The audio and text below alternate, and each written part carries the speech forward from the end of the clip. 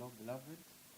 Welcome to our 29th session in our series on the truth, which is about our oneness with the Father and how to tap into it and master it and achieve a more fulfilling life. Today we are discussing the power of divine dependence. Brothers and sisters, we will note that true faith, what we are calling faith, which is necessary for you to achieve from the unseen, which is the evidence of things hoped for.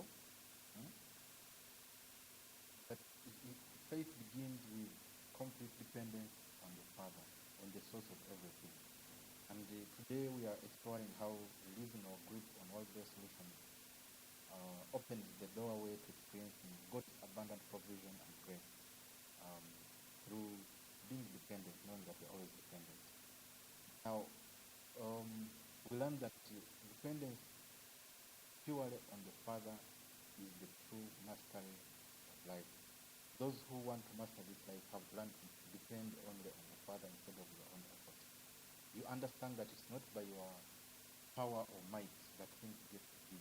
Even the growth of your fingers, the growth of your hair, the growth of your own growth as a human body, even the things that happen to you, they don't happen because you are mighty and you're strong and have a lot of power. There is a power higher than your personal ability that is at play. And you accept that inside you there is a Father who does the work. As Jesus said, it is not I who does the work, but the Father in me. I and the Father are one. And this is the level that we are called to live at here, so that we can experience life, divine union. We can live in divine union with the Father, the source of everything that brought us this earth. Now you realize from the Bible and the Quran, the story of Adam and Eve. We are told that Adam had a divine advantage where he had knowledge from the Father. By that he could communicate easily with the Father without any effort. He named the animals with supernatural wisdom. He was getting to eat, to do everything without effort. He obtained food without striving or toiling. He was one who was connected to the Father until that spiritual communion where he communicated with God freely and naturally was disadvantaged from the story we are told when the snake told him that if you eat that fruit that God said don't eat, then you will get tree of knowledge. You will get knowledge of good and evil, and you will become like God. So the real lie in this world, really, these are metaphysical stories, really, biblical stories. Tell you that our disconnection from the Father starts from wanting to be independent, starts from pride. When we think that we know everything, we are going to plan out everything and know how to go systematically and achieve this, we sometimes get into the wrong impression that we're the ones creating and making things be. Yet nothing can come from that which the Father has not availed, from that which is not ready to this thing being brought into the scene. That's why even in science we say discovering. You discover, you cannot discover. Discovering is not creating. It's removing the cover or revealing. You only remove the veil from what already exists. And we are called really to get back to this oneness with the Father, knowing that in the Father, in the source, in the great Spirit, in Abba, in that we call the all of all, is where all answers lie. And we go there as often as possible so that we can get whatever we want or remove that which we don't want from our life. But remember, there is a very, very big warning in achieving this union. It's good to clear yourself and go back to the dependence of the Father. In Matthew 12, we are told that Jesus told them that when you empty yourself of, let's say, the things that limit you, it is also possible if we remain empty, we can easily be filled by other things that don't help us. Evil basically means things that don't help you. So if you decide to depend on the Father, you should also be dependent only on the things that help you, not on everything. Otherwise, in the Father there is everything, both that you need and that you don't need. Things that will help you and things that will not serve you. So don't be open, because he said that even if you cleanse out all evil, for which I told you evil is the ability to live but being turned upside down. and evil returns, finding the house swept and put in order. So when you empty yourself to the Father, and you don't listen enough to those things that help you and be able to run out from things that don't help you, you can still face the things that will not serve you. Because actually in Jesus' speech he said that the bad spirits bring 7 worse spirits and they come back into your life. So dependence on the Father also needs a level of discernment. You have to go to that full dependence, but also focus only on that which you want to see and always declare that which you want to see in your life. Because we have to keep in tune with the good, with the God, with the good of our life. Otherwise, the mighty Father and all his creations give us everything. In the forests, in our gardens, there are crops, fruits that can give life and those that can even take it. It is how it is in this kind of discovery where the Father is playing games in all our lives. He's doing the drama of coming to find himself on this journey. And it requires that we, in emptying ourselves for the Father's dependence, we depend only for the good and not accept things that are not for your good. This, of course, dependence means that we abandon every attempt at physical solution. In our worldly methods, we rely usually on human solutions, planning, doing this meticulous preparation. You can do that, but with guidance from the Father, and let what the Father's will is, what the Father thinks is the best for you to be the one to take precedence. Because this requires that you surrender, you release control to God. You release even when you pray, even those of us who are already in utterance, in the power of utterance, or effecting the power of what? When you declare, anything that you declare, you have to disabuse yourself of the need to change things. It's not your power, it's the power of the Father in you. So you have to disabuse yourself of the need to control things, control situations. Surrender to the Father. Let the Father decide. Sometimes the things we want just because you have declared them, they may not be the best for that situation. That kind of knowledge is what we are seeking to give each other in this session. That we know that we tune in, we avoid tuning badly, things that don't serve us.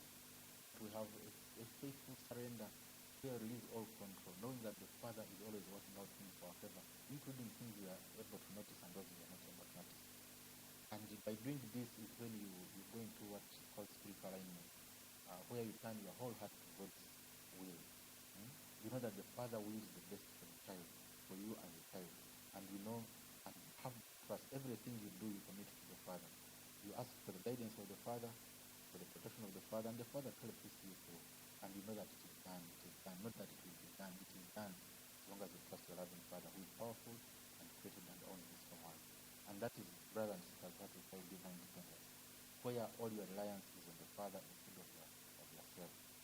Now remember that even what we call independence, if you write the word independent. Actually, what we call independence is what is independent. In God, there are no opposites.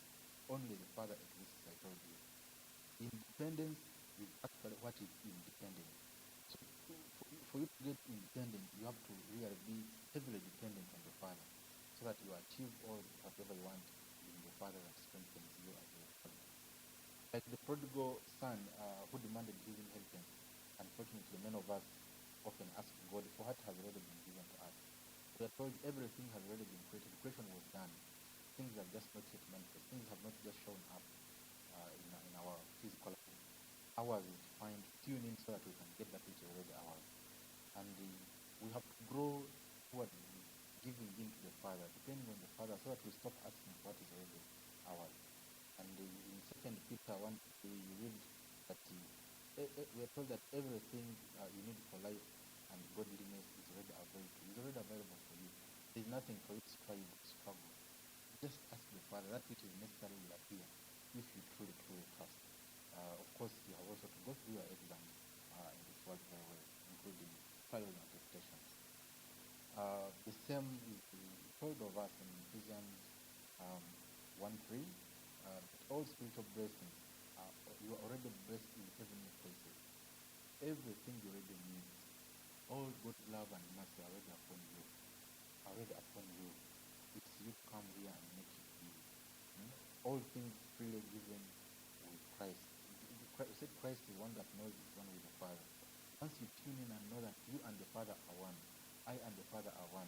It is the Father who does the things through me. When you see me, you see the Father.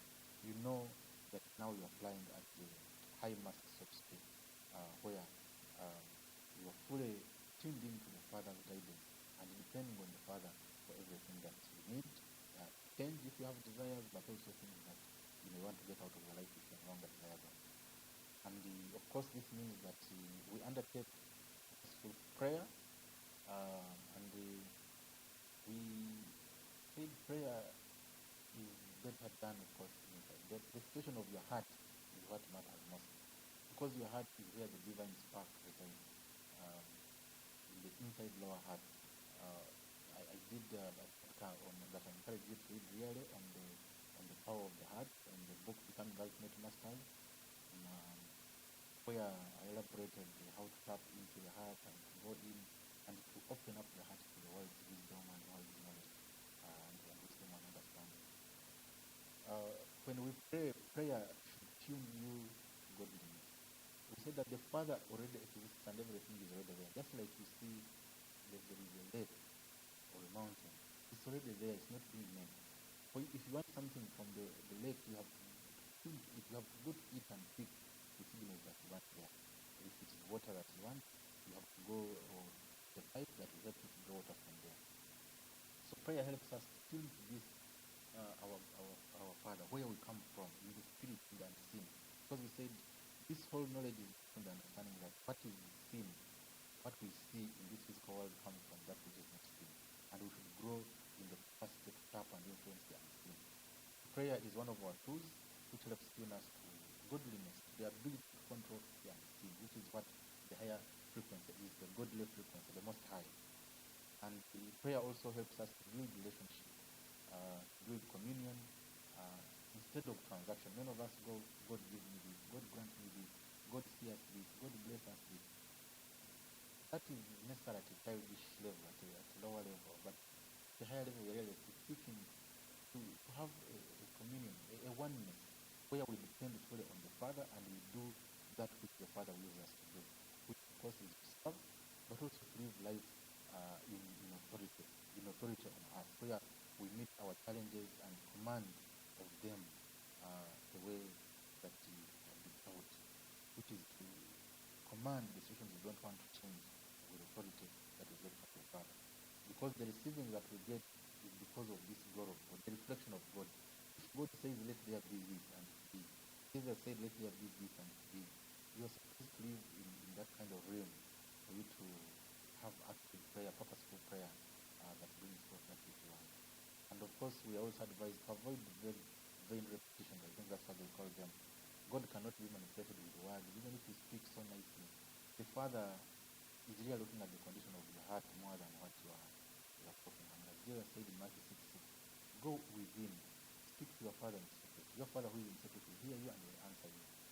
So we are called really to purposeful prayer, which helps us to align and tune in and have better communion with the Father. Of course, like all life, every time you are moving towards an achievement, we have said this in many other sessions, challenges will appear, because these challenges are what brings grace. It's what shows that you are ready to benefit from higher and higher graces of the Father. So you will face many obstacles that seem insurmountable in your life, especially once you tune into the Father. And yours is to acknowledge the need to be guided, be protected, be shown the way, to understand which is necessary. And it means that you become what they call in the Bible poor in spirit, which opens you to heavenly help. That's why they say blessed are the poor in spirit, they will inherit the kingdom of God. If you think that you already know everything, and even then seeing your plans and your thoughts and feelings are drawing up everything that you need, and it's you everything in control, you are certainly operating at half mast, so to speak.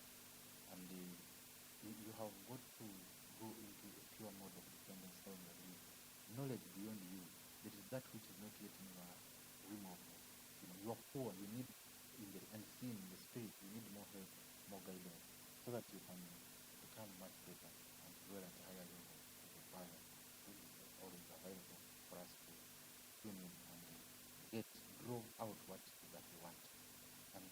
to understand that God's unmerited favor strengthens you beyond your natural abilities. Whatever circumstances you are facing, once you give in to the Father and the Father's guidance, let things flow. Live in the flow state. We talked about the law of surrender and the law of flow. Live, let things unfold as they're unfolding, overcome the challenges, face them as you're facing them, clear on them, and wait for God's change to direct situations.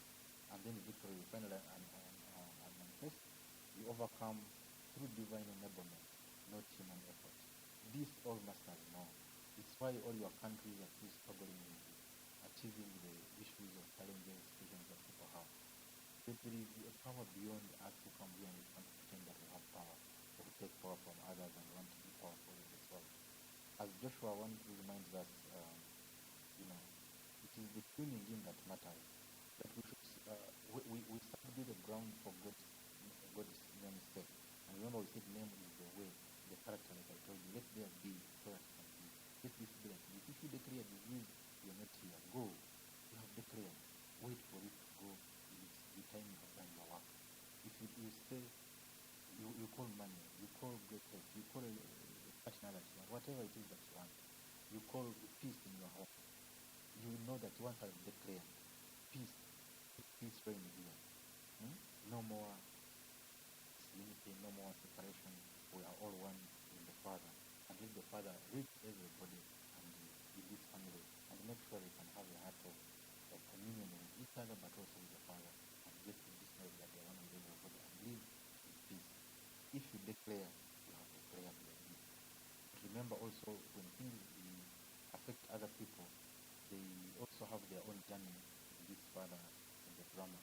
So in the spirit, one of the highest things I have had planned is the respect we are required of other souls. That's why the Father does not force anyone.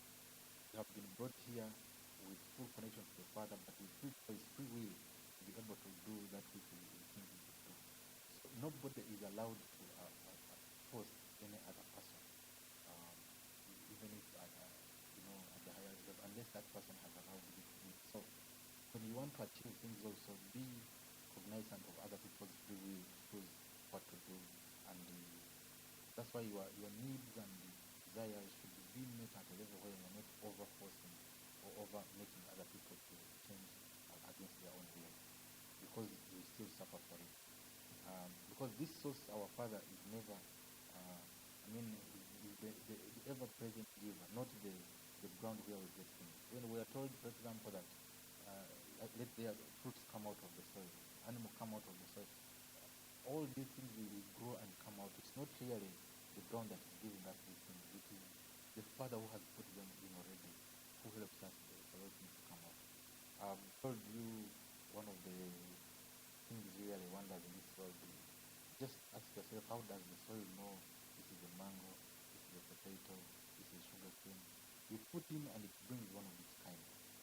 God's power is present in everything, it's already there. But there is an action, of course, that's required of us. So in our actual manifestation, the ground simply manifests what God provides. And we need spiritual connection, where our divine relationship channels these heavenly resources. Remember we're told, as it is in heaven, may your will be done on earth as it is in heaven. We have to do the will of the Father here on earth. It is the law. It is what we have been commanded. Even in the prayer of our Father, we pray, it's how we pray. Let your will be done on earth as it is in heaven. We've been told to come and bring heaven on earth. Bring the rulership of the unseen to the seen. If you have never been a ruler in the unseen, then it's going to be difficult for you to achieve much in the seen.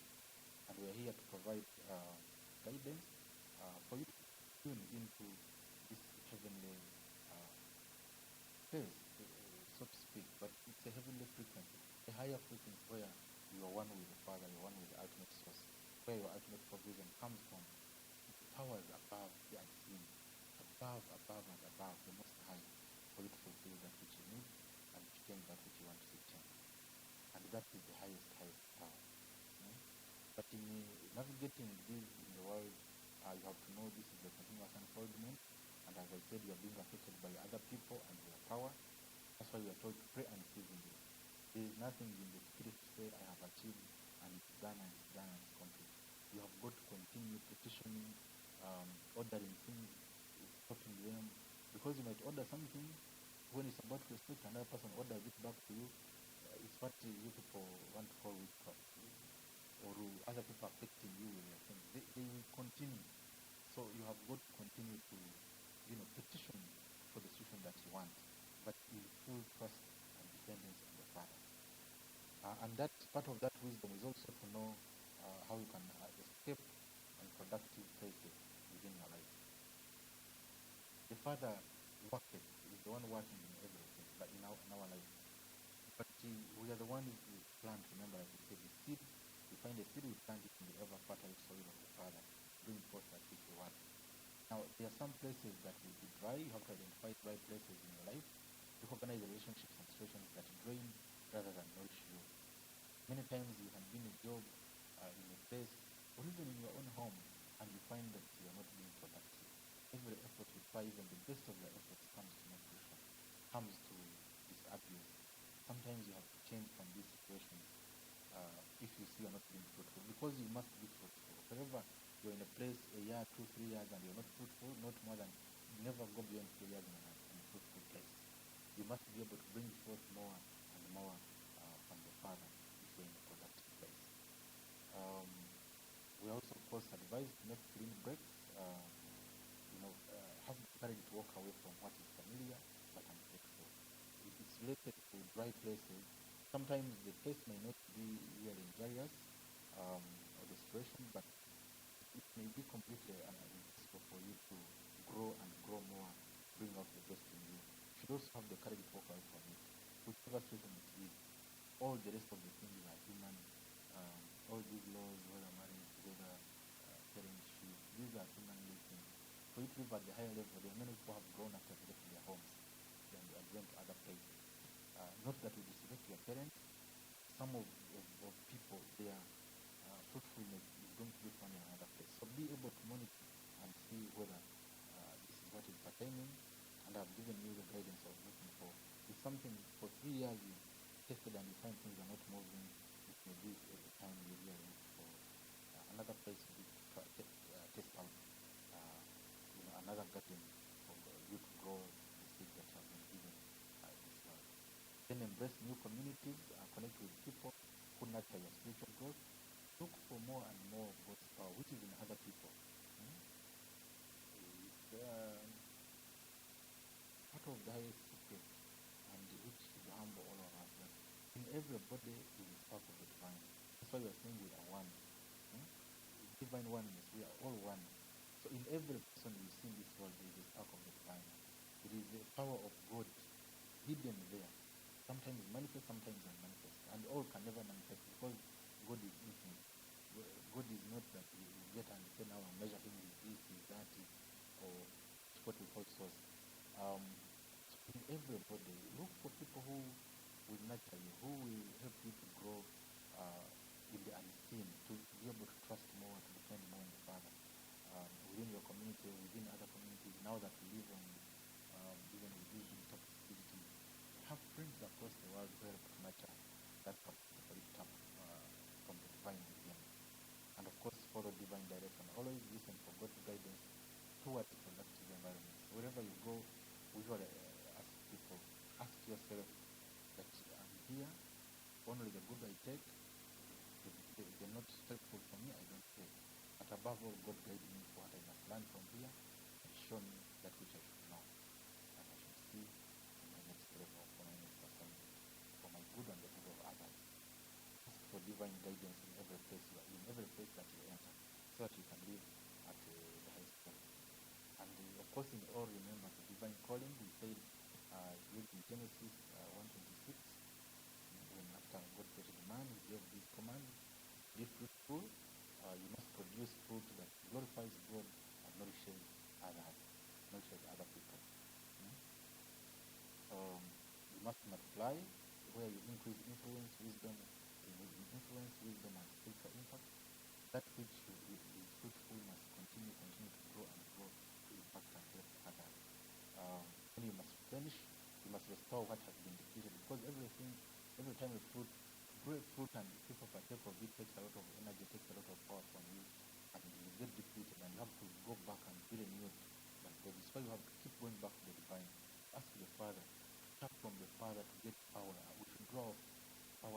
us from the Father, who is the source of love. And then there will be challenges, as I've been told. We must subdue, exercise godly authority in every area of your life. Order the things you don't want out of your life. Just order. Disease, get out of me. You're not supposed to be here. Money, come. It's me calling you. Please. This thing sounds childish, but I'm telling you, you test by yourself. Call the money that you want. Call it by name. You must know your money by name. Call it, and wait to see how it comes. And order it like a boss who knows that he's calling you that which you desire and they deserve. It is how it is. And it is after these 4 commands that you're able to achieve dominion. Because you cannot domineer a place where there are no challenges. You must face and overcome these challenges. So that is it, brothers and sisters, for us to deepen our dependence on the Father, our dependence on the Christ alone, to be the Christ even ourselves, to have that Christ consciousness where we are one with the Father, where we know that being one with the Father, always tuning into the Father and depending on the Father is the highest place of being, is the highest place of preference in every situation, instead of counting only on your personal power and being. We know that this requires that we love all people, because remember from the previous session we said biggest law, the highest law is the law of love. You have to love God, but love other people as you love yourself. So we have to love ourselves and love all people, respect everything, but depend on Jesus. With Jesus, we said he's the saving grace. Leave religious things alone, plain. Jesus is the saving grace, and Christ is the saving grace that comes to know that he's one with the Father.